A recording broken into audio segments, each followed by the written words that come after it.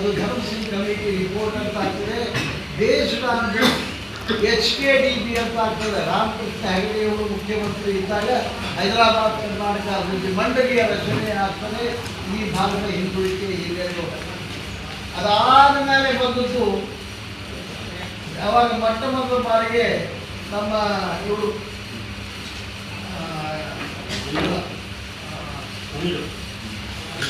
JH Patil ಸರ್ಕಾರ ಬಂದಾಗ ಮಾನ್ಯ ಸಿದ್ದರಾಮಯ್ಯವರು ಫೈನಾನ್ಸ್ ಮಿನಿಸ್ಟರ್ ಇದ್ದಾಗ ಅವಾಗೊಂದು ವರದಿ ಬರ್ತದೆ, ಹ್ಯೂಮನ್ ಡೆವಲಪ್ಮೆಂಟ್ ಇನ್ ಕರ್ನಾಟಕ ಅಂತೇಳಿ. ಅದರೊಳಗೆ ಮಾನವ ಅಭಿವೃದ್ಧಿಯ ಅಗತ್ಯ ಸಂಖ್ಯೆಗಳನ್ನು ನಾವು ವಿಸ್ತೃತವಾಗಿ ಚರ್ಚೆ ಮಾಡ್ತಾರೆ. ಅದರಲ್ಲಿ ಒಂದು ವಾಕ್ಯ ಬರ್ತದೆ, ನಾನು 2-3 ಸಲ ಹೇಳಿದರೆ ಮತ್ತೆ ರಿಪೀಟ್ ಮಾಡ್ತೀನಿ.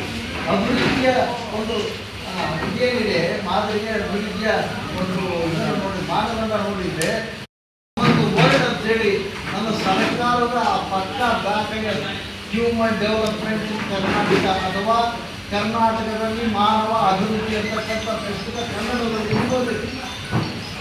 ಇದು ಆದಮೇಲೆ ಬಂದದ್ದು 2002ನೇ ಇಸ್ವಿ ಒಳಗೆ ಬಂದದ್ದು ಸನ್ಮಾನ್ಯ ನಂಜುಂಡಪ್ಪ ವರದಿಯವರು ಪ್ರಾದೇಶಿಕ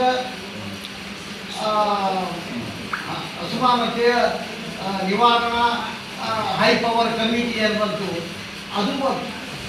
ಆ ಹೈ ಪವರ್ ಕಮಿಟಿಗೆ ಬಂದು 22 ವರ್ಷ ಆದಮೇಲೆ ನಡುವಿಗೆ ಕಲ್ಯಾಣ ಕರ್ನಾಟಕ ಅಂತ ಹೆಸರಾದ ಮೇಲೆ ಈ ಮಧ್ಯೆ ಒಂದು ಅದ್ಭುತವಾದಂಥ ಕೊಡುಗೆ ನಮ್ಮ ಭಾರತಕ್ಕೆ ಸಿಕ್ಕಿತ್ತು. ಅಂದರೆ 12 ವರ್ಷದಿಂದ 371J ಅಡಿಯಲ್ಲಿ ಕಲ್ಯಾಣ ಕರ್ನಾಟಕ ಅಭಿವೃದ್ಧಿ ಮಂಡಳಿ ಆಯಿತು.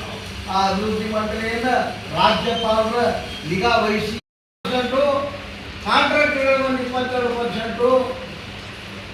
ಆ 22 ಯಾರು ಕೊಡಬೇಕನ್ನೋ ಪ್ರಶ್ನೆ ಬಂದದ್ದು. ಕೊಡಬೇಕಲ್ಲ, ಮಕ್ಕಳು ಕೊಟ್ಟರು ಹಣ ಬಿಡುಗಡೆ ಮಾಡ್ತೀವಿ.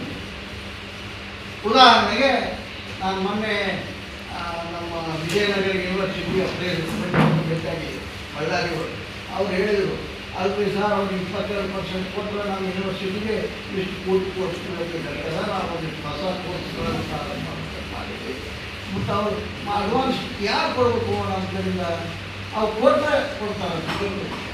ಅಜಯ್ ಸಿಂಗ್ ಏನಿದ್ದಾರಲ್ಲ ಅವನಿಗೆ ಒಬ್ಬ ತಮಿಳಿಯಲ್ಲಿದ್ದಾನಂತಪ್ಪ, ಅವನ ಹೆಸರು ಕರ್ಮಾಳೋ ಕುರುಮಾಳೋ, ಅವ್ರು ಭೇಟಿ ಆಗ್ಬೇಕಂತೆಲ್ಲ. ಕರ್ಮಾಳ ಅನ್ನೋರು ಭೇಟಿ ಆಗ್ಬೇಕಂತ. ಅವ್ರು ಭೇಟಿ ಆದರೆ ರೊಕ್ಕ ಬಿಡುಗಡೆ ಆಗ್ತದೆ. ನೀವು ಹೋಗಿ ಕೇಳ್ರಿ, ಸಕ್ರೆ ಉಂಡಿ ಸುರಿದಂಗೆ ಚಂದ ಮಾತಾಡಿ ಕಳಿಸ್ಬಿಡ್ತಾನಲ್ಲ.